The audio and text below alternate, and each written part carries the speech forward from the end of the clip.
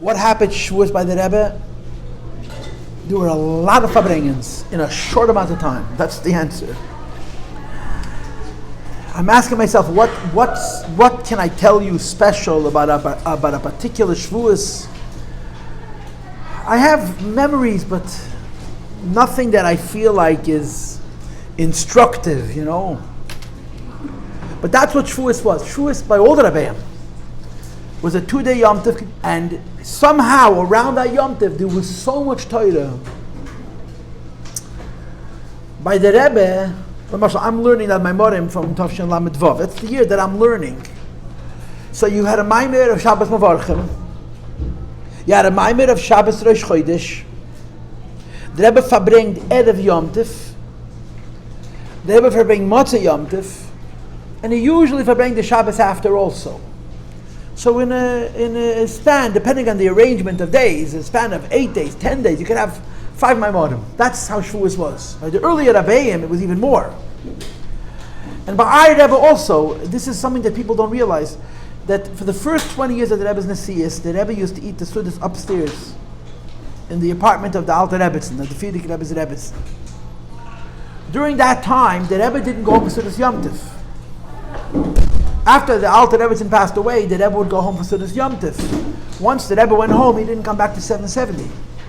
But during those 20 years, which finished in Tafshan Lamed, 1970, the Rebbe ate the meal upstairs. He went downstairs in his room and he stayed in his room. So 3 o'clock in the morning, the Rebbe walked out of his room, walked into the shul, sat down, and said a maimer. It was one of the rare occasions where the Rebbe said a maimer without a farbrengen. Usually, the tradition of Chabad was the Rebbe said a maimer as an entity unto itself. The Rebbe said a maimer as part of a farbrengen. One of the rare occasions when there was a maimer that was not connected to any sichos was Leil Shavuos. It would walk into the shul. I don't even think they'd sing a niggin. He would just sit down and start to speak Chassidus. And this probably started Yud Beis or Yud Gimel, the first, second, or third year of the Rebbe's Nesius, and it continued until Tavshan Lamed. There was another maimer.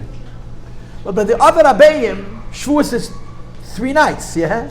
So there was a maimer the first night, that means the night of Tikkun. There was a maimer the second night, the maimer the third night. And there's maimer Shabbos before, and the Shabbos after. Tzemach Tzedek used to say Chassidus, with full Lichpension. Erev Yom Tov, he said a maimer, then he said another maimer, the next night another maimer. Shavuos was packed with Torah by the Rabbeim. And by the Rebbe was packed with Farbrengens. Mamish, packed with Farbrengenischen. There was a Farbrengen Shabbos Mavarchim, right?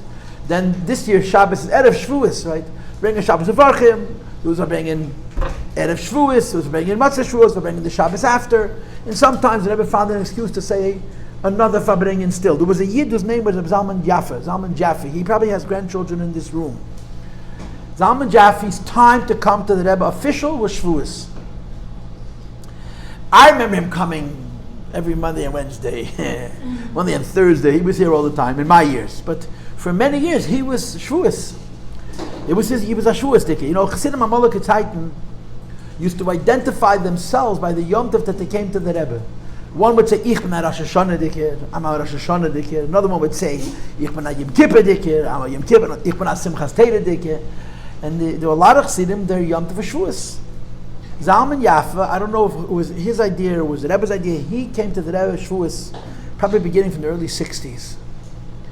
And there were a number of very beautiful things about his coming to the Rebbe. Number one, the Rebbe told him that Yom Tov is v'samachta b'chagecha, ato u'beisecha, to you and your wife and your children. The Rebbe says you cannot come to the Rebbe without your wife because you're going to be missing the mitzvah of Simchas Yom Tov with your wife. So Mrs. Jaffe always came. They came as a couple. And the Rebbe hosted them. That's so interesting. The Rebbe had an apartment. The Rebbe had an apartment, 2 apartments. When they bought 770, the buildings, you know, if you look at 770 is a house. Next to that house, there's 2 apartment buildings. Those 2 apartment buildings are full of offices. There was a time that there was a plan in those office buildings to build Adidas apartments that would belong to the Rebbe, that would be specified for the Rebbe's guests, Rebbe hosted guests. Zalman Jaffe would come to the Rebbe every Shavuos, the Rebbe hosted him. And in the Koilo, there was apartments in the Koilo. And it became crazy. I mean, the people broke the locks and they went in and everyone thought that everything belongs to them. It was the Rebbe's private space. And the Rebbe wrote a letter to Zalman Jaffe at one point saying, I must apologize that I cannot accommodate you because people don't respect private space, and the apartment which I have, which is designated for guests like you, is invaded by any yokel who needs a place to sleep. So the Rebbe says, don't come, because I cannot host you. And he wrote back to the Rebbe, of course I'm coming. I'll make my own arrangements. Zalman Jaffe was not a batlin, and he wasn't another man. He made his own arrangements, but the Rebbe felt obligated to host him, probably for a decade, probably for 10 years. He would come Shavuos, and the Rebbe would host him. Zalman Jaffe understood Yiddish, but I don't think Zalman Jaffe was a Talmud Chacham. I don't think he understood what the Rebbe was saying. I remember still, in other words, even though this is so much later, that Zalman Jaffe would sit next to his son-in-law, and the Rebbe would ask Kashis and Rashi, and they would turn to him, so how many Kashis are we holding? And he had to give a number. And Kashis could be 15 Kashis, 16 Kashis, 17 Kashis. And Shmuel Luzos, like his Unsteig, had to keep track and tell his Shver, in case the Rebbe would ask me how many Kashis. And this was part of his kiruv. When he came for Shavuos, on the Shabbos before and the Shabbos after, the Rebbe would say, Rashi Sichid, the Rebbe would just turn to him out of the blue, Nu vifel Kashis halten mir in Yiddish. How many questions are we holding? And Zalman, Shmuel would tell him, and he would tell the Rebbe, and the Rebbe had nachas. I remember once the Rebbe asked him, how many questions? Okay, let's add a couple more, so we'll have toiv, 17 kashas. The Sikha was gathered about Birchas Koyin. The Birchas Koyin has 15 words, so 15 words, stimmt 15 kashas. I'll ask two more, it'll be 17 kashas. B'gematria toiv. So he was one of the regular features of the Rebbe, Shavuos. By the time I was of age to remember, he came for Pesach, he came for Rosh Hashanah. He came for Rosh Hashanah for sure, but in the earlier years, before I could remember, he was a Shavuos sticker. And he had two shtick that are both worth mentioning. One is taka shtick, and the other is a schus. He was drawn to Lubavitch for two reasons. Number one, he had a Zayde who used to walk to Lubavitch. He had a Zayde who used to walk to Lubavitch, and he knew that Zayde. And as a little child, his Zayde used to describe them literally, gangen zu Fuss. They walked from the shtetl where they lived to walk on foot. It took weeks to walk to Lubavitch. And in his childhood imagination, he imagined what it must be like to walk to Lubavitch. He grew up in Manchester. He was a modern man. Zalman Jaffe was frum, but we'd call him today modern Orthodox. But he had this childhood memories going to Rebbe. When the Mintian Shem Tov came to Manchester, it was Rebbe Shliach, and he met Mr. Jaffe, and he talked to him about Lubavitch. All those childhood memories came back to him, and the idea of going to see the Rebbe became for him like a very exciting thing. The first time him and his wife took a trip on the St. Mary, I think it was St. Mary, it's a very famous luxury liner, and they stayed in Manhattan, Chas v'Shalom, they should stay in Crown Heights, this is inner city, and they came to see the Rebbe, but then they became, Mamish Teshavim, they became regulars in Crown Heights, they became very comfortable, and he would come to all the Fabrengenischen. But the other thing drew him to Lubavitch was the energy. Zalman Jaffe was a freilich, and he loved the singing. And he asked the Rebbe, how come nobody sings? So the Rebbe says to him, you sing. So when he was here, you see, you have to understand, this is hard for you to imagine. There was a time that they didn't sing Hu L'Keinu every Shabbos.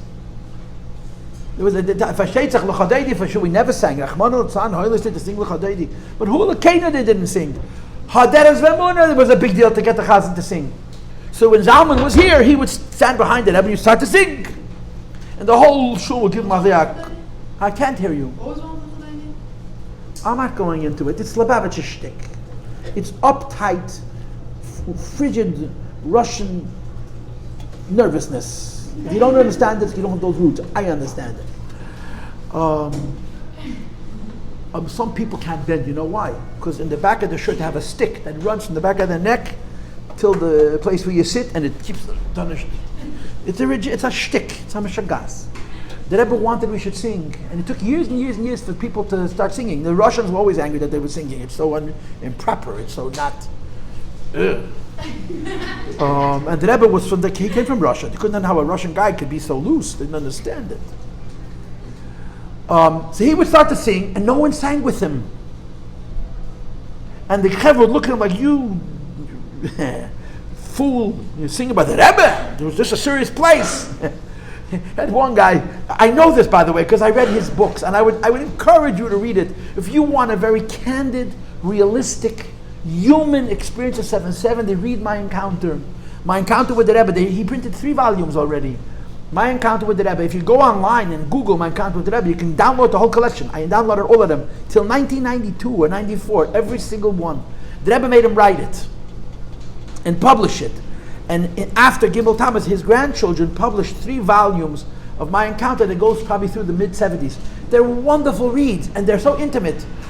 I read them and I feel like I'm in 770 because he's not writing like a chassid. He was a chassid. But he was also a human being. And his humanity was never overshadowed by his fear of the Rebbe, by his Chassidus, like by most of us. So it's a very, very genuine depiction of 770. When you read his writings, the way it sounds, that's how it was. And he makes fun of people, and he tells stories about the Mishnah Goyim in 770. I mean, the published books, they took a lot of stuff out. The original My Encounter, he talks about his grandchildren losing their shoes, and anybody who came from England and something happened to them, it's in his book, and the whole world has to know 60 years on that this person had this unfortunate event happen to him in 770, in 1971 or something like that. But they're delicious. They're very wonderful. If you go online and just Google My Encounter with the Rebbe, and it'll come up. You'll see all of them. They're all available. And you download the whole collection. They're very intimate. They're very wonderful to read. Really, really wonderful to read. Anyway, so he described there was a guy named Sarge Fisher, a military guy, became a Baal Tshuva. He stood next to Zalman Jaffe in the front. I remember him. He lived in Crown Heights for many, many years. So when Jaffe would sing, Fisher would sing with him, and the whole shul would say, "Oh, Anunu Shah." So Zalman Jaffe, I don't understand you, Rebbe. You talk about Simcha, and here I come. I complain how come no one sings. You tell me to sing, and when I sing, no one wants to sing with me. So the Rebbe says, you don't have to listen to them. If the Rebbe made once with his hand, the whole shul sang. If Chas v'Shalom didn't make his hands, then Jaffe was a bad guy. The Rebbe wanted him to start the nigun, but he also wanted us to grow up. You don't only sing because the Rebbe says to sing. But that's how it was. I mean, his biggest complaint was he was invited to the Frierdiker Rebbe Suda. He was always invited upstairs. And he says it was the most uncomfortable meal in the world. You're sitting at a table, everyone's sitting up, they're in jail. I mean, they're sitting at the same table with the Rebbe, so it's not so comfortable. But he wanted to sing. So he said, Rebbe, how come in my Shabbos table we sing? How come your Shabbos table they don't sing? So Rebbe says, you should start. So he would sing out loud, and no one sang with him. He was one of the features of Shavuos. But there's another thing about Zalman Jaffe, and this is Taka Greis Shavuos. He always asked the Rebbe for more farbrengens. The Rebbe should bring again. He would come for at least 2 Shabbos. The Shabbos before, the Shabbos after, and then Yom Tov sometimes more. He had Yechidus in the Rebbe. The Kiruvim that the Rebbe gave him are unimaginable. And he would ask that maybe the Rebbe make an extra farbrengen the Shabbos before or the Shabbos after. And the Rebbe would tell him, I will try. The Rebbe used to say, the only person who says, I will try, that actually does it is me. Most people, they promise that they're going to do it, they don't do it. The person tells you, I'll try, it's basically already gave five. He said, but when I say I will try, and that there are probably a dozen farbrengens that we have in the schus of this man. Maybe a dozen as a guzman, but a lot. He would ask the Rebbe wasn't planning to farbreng, and then he would say, maybe to farbreng again. And he had that kind of relationship with the Rebbe, and the Rebbe would give in. And that's one of the features of Shavuos. The result of this is what I'm saying to you. Shavuos was a saturation of Torah. That's what it was. It was a saturation of Torah. It was a lot of Torah.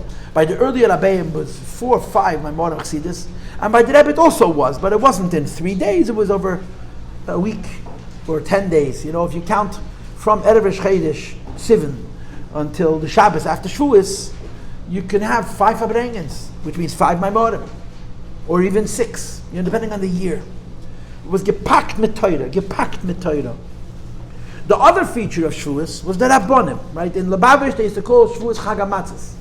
The Rabbonim could not come to the Rebbe's Sukkahs because there were all these Shilas and the Dalet Minim and the Sukkah. They couldn't come to the Rebbe Pesach Tuchan Ashir Shilas. But the only Shilah on Shavuos is the cheesecake. If you have a fleshik oven, as most people had, can you kasher it to make cheesecake? The halacha is you're not allowed to kasher milchiks to fleshiks. You're not allowed to do it. Even if you have a self-cleaning oven, halachically you're not allowed to change it. If you use your self-cleaning oven as fleshik, apidin, you're not allowed to flip it by self-cleaning it because you're afraid you're going to make a mistake. The exception is the cheesecake and Shavuos.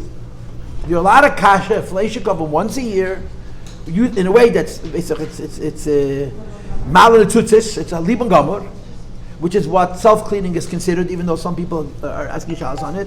And then it could be milchik, and you kasha it again. But you're not allowed to do it. So that's the only Shavuot shayla. I mean, the flowers in shul, the Babbage don't even have flowers in shul. But where do you put the flowers? What kind of flowers do you put in shul? There's not the Rabbanim shashas. There's no shaylas Shavuos. So the Rabbanim came to the Rebbe. In the earlier Daidos, they came to the earlier Rebbe in Feshtetzach. But here, the Rabbanim Shavuos was a moyed that the Rabbanim came. And the Rebbe used to acknowledge them. They came sometimes a week before, in Chodesh, and the Rebbe would by the Fabringen would give them mashke. He would speak a sikha to the Rabbanim. The Rebbe very much wanted that the Rabbanim from all over the world should get together and have a meeting where they could share ideas.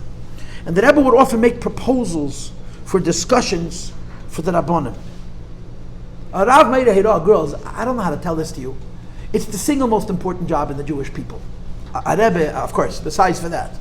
There's no position more responsible and more earnest and more sacred and more maligned than a Rav who paskins shaylas. Not a rabbi who makes speeches. I do that. A Rav who paskins shaylas. A Rav Meir Hira, Yeshua Medini, sits in his house and people come to him with shaylas.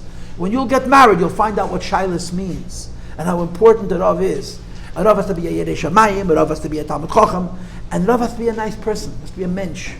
It's a special thing. And a Rav he's the butt of every joke. He's the punching bag, in Lubavitch especially. What we do to our Rabbanim, it's like almost a mitzvah. You make him into a Rav and then you make him miserable. But we don't have exclusive rights to that. In every community, it's the same story with Rabbanim. But by the Rebbe, Rabbanim were very important. When the Rebbe encouraged certain people to take dayanis, in other words, to study smicha, not like I studied smicha, but to actually become a Rav, Meir, Rav Paltiel, it was a very special thing. It was a very, very serious thing. And the Rabbanim came to the Rebbe. A lot of them, from Eretz Yisrael and from America. And the Rebbe would tzadkezach mitzeh. And one of the areas of halacha that Rebbe would talk to, oftentimes around Shavuos, when the Rabbanim were here, was modern shaylas, new technologies, in medicine and in the kitchen. You have new appliances with new halachas that the Rabbanim should familiarize themselves with the technology, so that they could be informed when it comes to paskening a shayla. A Rav is not allowed to look at a shayla and say, if this is a pupik and this is a needle, then it's treif. He has to know what a pupik is, he has to know what a needle is, he has to familiarize himself. And this was one of the things that Rebbe talked about, Shavuos, not every year, but occasionally, and more than once I heard Rebbe discuss it, talking to the Rabbanim that when you get together, you should talk over. So that's a little bit on Shavuos. My topic that I chose, that was just an introduction, that was a hello. What I want to talk to you about, in other words, my Shavuos in Yonah de Yoima class with you, is to talk about the 6 days or the 7 days. The Rebbe brings in many sichos, the Shita Satur, that every day starting today is a Yom Tov. From today till your Beis Sivan, we don't tachna. And there's different opinions about why, but the Rebbe holds it's not because of Shleishes Me'akbala, it's because every day is a different Yom Tov. Rosh Chodesh is one Yom Tov, Beis Sivan, which is tomorrow, is a second Yom Tov, Gimel Sivan, which is Thursday, is a third Yom Tov, Dalet Sivan, which is Friday, is a fourth Yom Tov, and Hey Sivan, which is Shabbos, was the fifth Yom Tov. Each one is a different Yom Tov. Okay, you wanted to ask me a question. You said it Beis Huh? Beis Sivan? Yeah. I asked you, who was on the job? Who was Alman Jaffe? He was a Yid from Manchester, who the Rebbe had a special affinity for. It was very makad of him, who built Lubavitch in Manchester, whose children are shluchim. That's Alman Jaffe. Yep. And he came. There's probably Jaffes in this room. I mean, there's a lot of Jaffes. Anybody in the room Jaffe? Okay, we got one. Okay, you'll ask us exactly who Alman Jaffe was. There's 5 generations at this point, from one couple. If they had stayed modern Orthodox, they would have had 2 kids. Each one of those 2 kids would have had maybe a kid. And that's what it would have been. But never became Lubavitchers, and then they had kind of children the way you're supposed to have. Go ahead. About listening to music, so Oh, I'm not discussing halacha, I'm sorry. Forgive me, I'm not a Rov. Speak to your local rabbi. I'm sorry, it's not my job. And it's not my expertise. So I want to talk to you about these Yom Tovs. What is the Yom Tov of Rosh Chodesh? What's the Yom Tov of Beis? What's the Yom Tov of Gimel? What's the Yom Tov of Dal? What's the Yom Tov of Hey? What's the Yom Tov of Vav? That's my class. That's my lecture. What happened today? Today's Rosh Chodesh, and it's Tuesday. That year, according to the Rabbanan, was Monday. Right? The Gemara says the Kula Alma b'Shabbos Nitna Torah. The Gemara said the Torah was given on Shabbos. We're having Shavuot on Sunday. Yidden left Mitzrayim Thursday, right? This year Pesach was Shabbos.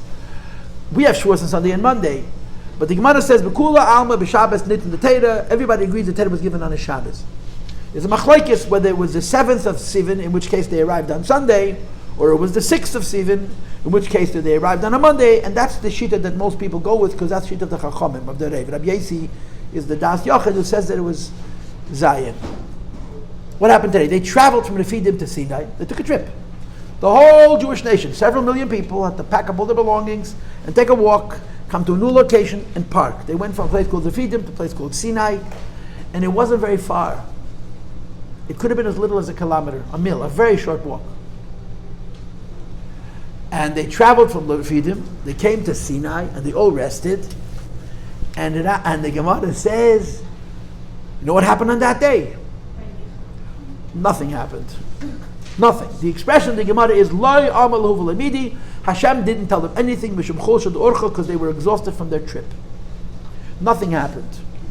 Yidden came to Har Sinai, and you have to remember, they've been counting days, right? We count Omer because they counted Sfira. They were counting the days. They were so excited. They knew L'Sev Chamishim Yom. They knew that 50 days after they go out of Mitzrayim, they're going to marry the Eibishter and get his Torah and become connected to him and so on and so forth. They were counting the days. So they arrived on the location. And they come right to Moshe and knew, Moshe, what's going on? And Moshe says, come back tomorrow. Today there's nothing. Why? You're tired. What tired? We walked a kilometer. We're ready to work. Give us something to do. Nothing happened. Nothing happened. You know, it's like the story, there was about to be a Gzeira, and the Rebbe got together little children, and he said, the Gzeira wasn't his battle. What happened? Nothing happened. Yeah? So nothing is not nothing. Sometimes nothing is much more than something. And that's how the Rebbe explains it. The Rebbe in the Sicha Chelik Chavches, one of my favorite Sichas, page 7. Good to Sicha Chelik Chavches, page 7. He says, Hashem didn't tell them anything because they were tired from the trip. What's they tired from the trip? Every time the Jews traveled, physically, they traveled spiritually. And usually when they traveled, they were busy fighting and arguing and complaining. They were arguing with one another about what the travel means. And they were complaining to the Eibishter what the Eibishter wants from them.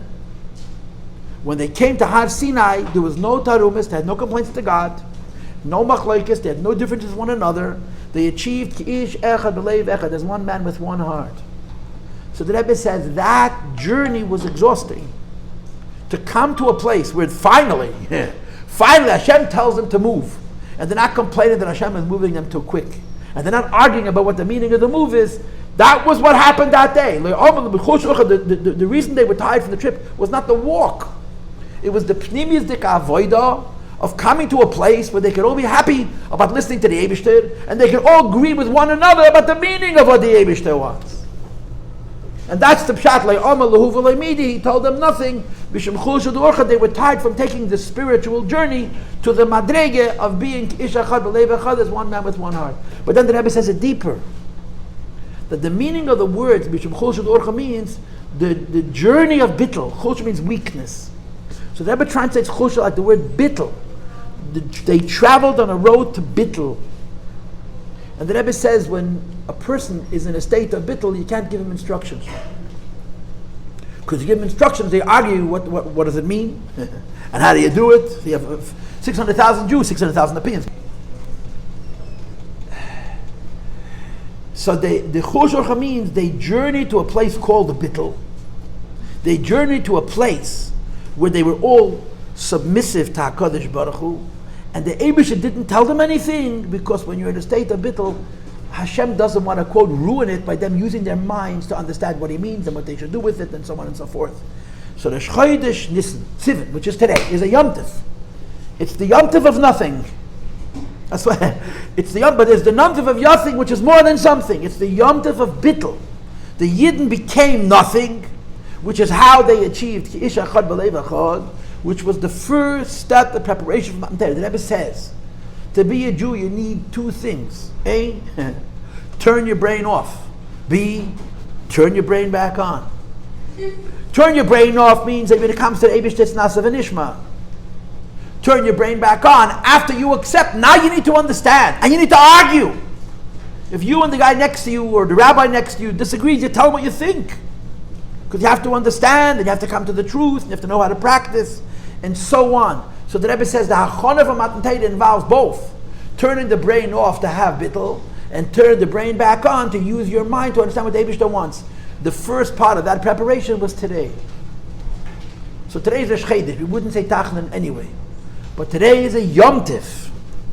It's the Yom Tif of Achdus Yisrael. It's the Yom Tif of Jewish unity, which is a great, great, great miracle. Anybody who knows Jews knows how big a miracle that is.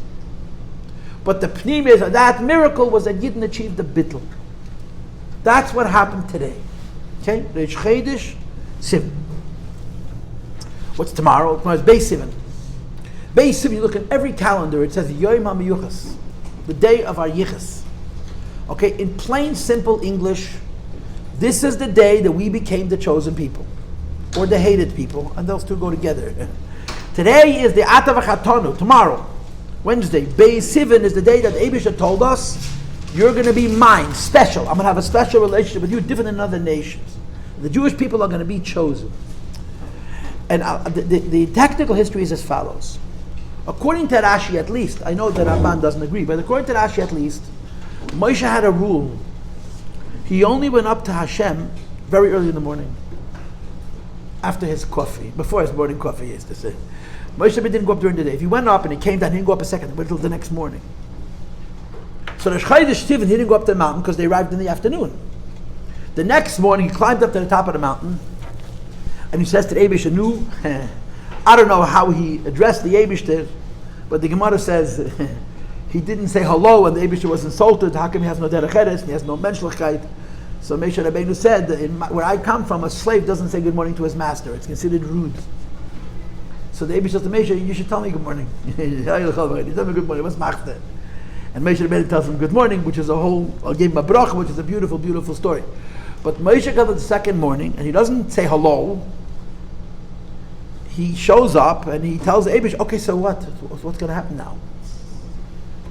And the Eibishter basically, and I know this is going to be colloquial, this is going to sound simplistic and silly and imaginative, but it's really a crisp way to bring out the story. He handed him a contract. It wasn't a written contract, it was a spoken contract, but he had a contract. And the contract says, Hashem Yidden. You know, there's a lot of communities of Jews that actually have a version of this ksuba, what the Kosten is offering, the Kala with the Kala. They read it on Shavuot, we don't read it. Avram has a song. I think we made a song out of it. Hakel Shodav Akayam. Avram Fried has a song based on this ksuba with Yid and the Eibishter, but it's not in our, it doesn't come from the Arizal, it's not in our Nusach. He gave him a contract. What's the contract? The contract says what God is offering, what the Jewish people are offering. God says to the Jewish people as follows: I'm going to make you my favorite. You're going to be Segula, which means my treasure. You're going to be Mamlachas Koyanim, a kingdom of priests. V'goyed Kodesh, a holy nation. I'm going to make you my own. That's the deal. And there's a caveat to that. There's a very small, important piece of fine print, which is, I'll never change my mind. Hashem wrote into the contract that if you agree to my terms, you're going to be my segula, means my oitzachav, my treasure, and my kingdom of priests, and my holy people, and I will never ever disown you. No matter what you do, I'm not going to throw you away. Hashem will never replace you with another nation. This is what I'm offering. This is what Hashem says to Moshe. But then there's the other column, right? What the Jews are offering. Hashem says, you want what I'm offering? Here's what I want from you. I'm going to give you a Torah mitzvahs. And you're going to keep it forever, all of it. Now there's a small problem. What's the small problem? God lives forever, we don't. So we have to commit, right? We have to commit to raise our children. That's 3,300, and how many years since Matan Torah are we? 3,334 years, 3,334 years. Since last year was 3,333. It was kind of cool, right? 3,334 data. We're going to still teach it to our kids. We're bound. And the Eibush says to the Jews, you're making the same deal I'm making. You can't get out of this. There's no divorce in this marriage. No, not in this one. If you make a commitment, I'm not letting you out of the marriage. And I'm going to do whatever I need to do to hold on to you, including do unpleasant things. This is the piece of paper that Hashem handed Moshe Rabbeinu proverbially. It said the Eibishter's offer, and at the base of that offer, I'll use the key word. It's a covenant, it's a bris. I promise I'll never change my mind, and the Eibush is good on his word. And we have to return that with a covenant of our own. I promise I'll never change my mind forever and ever and ever. Me and my children, my grandchildren, let's say, Kol HaDeiros, are dedicated, are loyal, are mandated to continue this relationship. So Moshe took the contract to the Jews. He's the lawyer, right? He's the arbitrator, he's in between. He takes the contract to the Jewish people and he gathers them all together and he reads the contract. How do the Jews respond? One word, just one, not two, one. Nasa, we're in. We commit. Wait till the end of the class, yeah? So Moshe waits till the next morning. Now it's Wednesday morning, Gimel Sivan. He climbs back up. He tells the Eibishter again, I don't know if he told him good morning, he just shows up. They signed. The Eibishter has to sign, we're in. So the Eibishter says, good. Let's make a meeting. Let's make a meeting. So let's be clear about it. Today is a Yom Tiv because nothing happened, right? Tomorrow is a Yom Tiv. This is called Yom HaMiyuchas. Jewish identity begins on Beis Rivka. That's tomorrow. Beis Rivka. This is the day we became chosen. And we committed to God forever. And He's not going to let us off the hook. Absolutely not. He won't. He's not going to let one Jew get lost. Right? When you say, no Jew will be left behind, the Eibush is going to see to it. Because that was the contract we signed with Him thousands of years ago. Even though the people who signed that contract are dead and buried for thousands of years, but to the Eibush it's all the same. We are there, we are them, in different bodies. So that's why Beis Rivka is a Yom Tiv. Gimel Sivan is again a Yom Tiv. Because Moshe Rabbeinu tells the Eibush that they didn't agree, and the Eibush says, okay, let's make a meeting. What's such a meeting? The Eibush didn't show up to the meeting. Huh? No. And the Yidden are going to show up to the meeting, and they're going to sit together at a table. They're going to have a lawyer. The lawyer is going to be Moshe Rabbeinu. Somehow Moshe Rabbeinu was a lawyer for both sides. When my wife was on Gesundheit, I bought a home. We had 3 lawyers. The buyer's lawyer, the seller's lawyer, and the bank's lawyer. And all of them gemacht Geld. But they didn't need 3 lawyers. Moshe Rabbeinu was good for the buyer and for the seller and for the bank. There was no bank involved because there was no money involved. It was given for free in the desert, like it says in Gemara and in Rambam.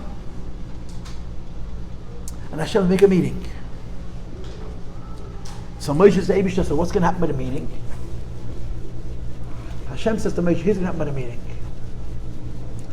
You and I are going to talk. You and I are going to talk. The Jews are going to stand and watch. They're not going to hear a word. They're not going to understand what we're saying. But they're going to see that I'm talking to you. And there's going to be 2 advantages of this. Number one, the fact that they see me talking to you is going to raise your honor in their eyes. They're going to need you because they're going to know that they have no direct communication with the Eibishter. It's through you. You're the medium, right? You're the Navi. You're the prophet. And the second advantage is they really don't want to sit with me at the same table. They don't want to meet me face to face. It'll kill them. Right? Meeting the Eibush at the same table is like walking into the sun. So Hashem says, that's what's going to happen. We'll have a meeting. We'll invite the Jews. They'll stand around, literally outside of a fence. I'll talk to you. They're not going to hear the conversation. But they'll see. They'll know, they'll witness, they'll be edus to the fact that I am talking to you. This very important thing, all the halachas of Nevuah are predicated on this edus, that the Jews will witness that Hashem talked to Moshe Rabbeinu. They're going to be witnesses that I'm talking to you. It's going to raise your honor in their eyes, and it's going to keep them alive. In other words, girls, What Hashem said to Moshe is, when I talk to a person, it's called nevuah. The Jewish people are not ready for nevuah. They're not ready. They're not pure. They're not holy. They're not clean. They're not ready for nevuah. If they'll experience nevuah, their system is going to short circuit. So they're not going to become neviim. I'm going to talk only to you. The Eibush was being very realistic. The Eibush was being very practical, very realistic. A, they're entitled to be at the meeting. B, it wouldn't be a good idea to participate in the meeting because they have to hear the Eibush, which means see the Eibush, which would be kind of difficult. So Hashem says to Moshe Rabbeinu, I'm going to talk to you. They're simply going to witness the conversation. And that's enough. This is what Hashem says, okay? Hashem says. This was when? On Wednesday, Gimel Sivan. This is called in Shulchan Aruch Mitzvahs Hagbala, the mitzvah of the fence. Of the fence. To separate Yidden from the place where the conversation is taking place. They're in the same room, but they're behind the mechitza. They watch Hashem talk to Moshe, but they don't participate in the conversation. This was on Wednesday, Gimel Sivan. So Gimel Sivan is a Yom Tif that the Eibishter said, I'm going to talk to the prophet, and only to the prophet, but the Jews are going to witness that conversation. And this is a very, very big part of our Messiah, of our tradition, is the credibility of Nevuah, which is based on the credibility of Moshe Rabbeinu, which is based on the credibility of Eidus. We don't believe prophecy because of miracles. We believe prophecy because we're witnesses that Hashem spoke to Moshe.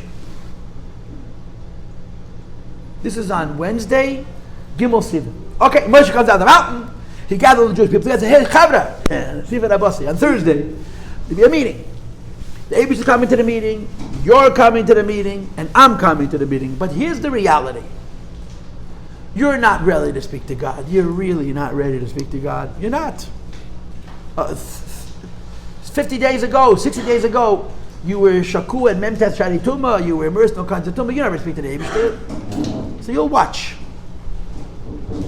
And the Yidden said to Moshe Rabbeinu the famous words, they say, this is Machon. If we can't talk to the Eibush, there's no deal. If we cannot meet him face to face and talk, there's no deal. And Moshe says, I think the Eibush is pretty smart.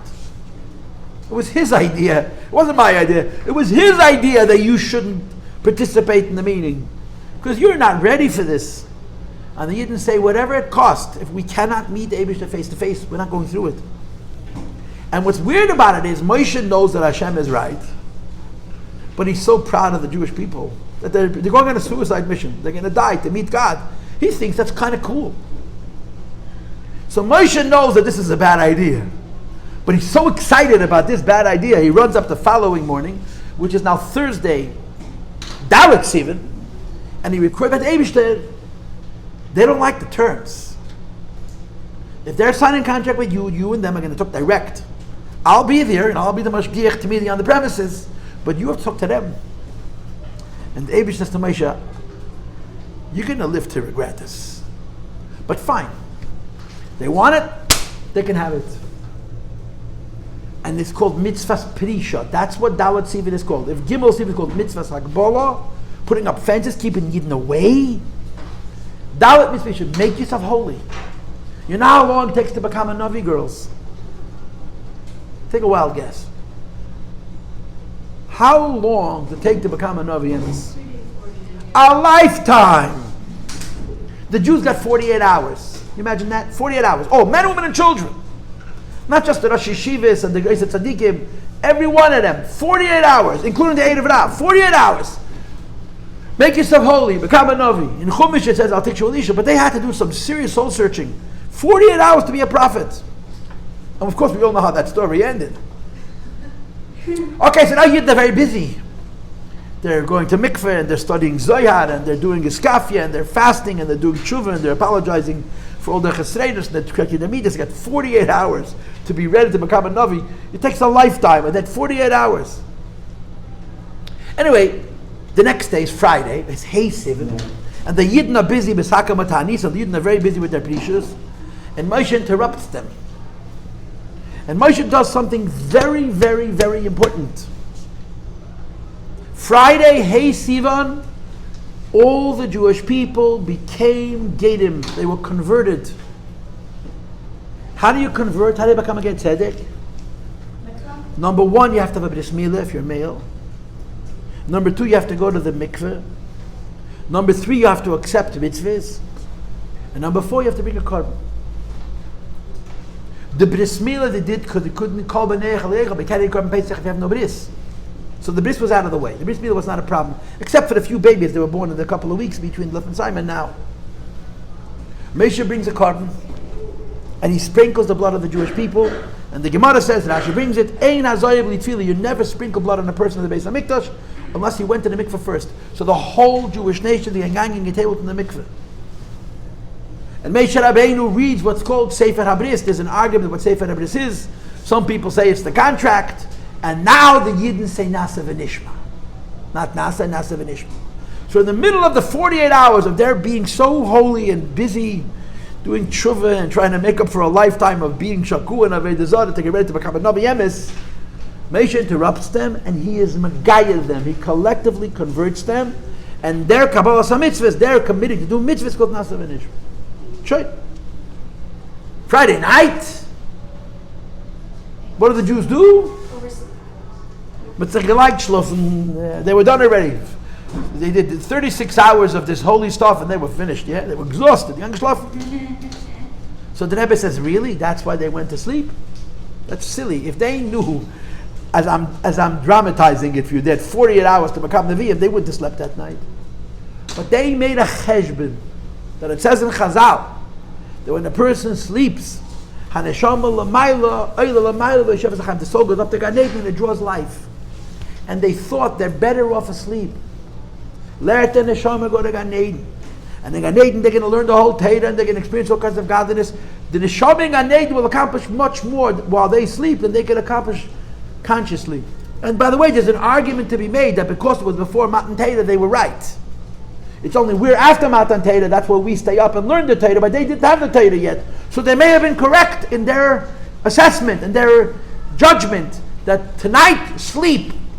Not sleep so you should rest. Sleep so the neshama should go to Gan Eden, you'll draw a lakus in a way that you cannot be prepared. And the chassan showed up early to the chuppah. The chassan came on time. What's the right? David is a misnagid. He came on time. What's the right? David is a chassid, huh? That he made one shir and didn't say a single chiddush. Every one of us said it. You have an idea he was a misnagid, the idea is a chassid. What's the idea? He was a svadi. He was doing a lot of singing. So everybody's happy or insulted or whatever you want. The chassan shows up. Moshe Rabbeinu wakes the Yidden up and schleps them out of the camp, and the world is shaking. And the Yidden walk up to the situation. Yeah, they washed negavasser, and they said meidani and Achei Temimim, all the good zachen. Said Shema Yisrael, everything. They brushed their teeth. I don't know if they ate breakfast or not. Very important. But I don't know if they had a chance that morning. They say, was this a good idea? They're thinking to themselves, was this a good idea that we should talk to Hashem direct rather than go through the lawyer? But it's too late, right? The in is in. And the Eibusha starts to speak, which means they experience Nevuah, and their souls go flying out of their bodies. 1 times, 2 times, 3 times, 4 times, 5 times, 6 times, 7 times, 8 times, 9 times, 10 times. Now, I never had an experience of the neshama leaving the guf, and the malachim go and they select them and bring them back and put them back into the guf using tal tchiyah.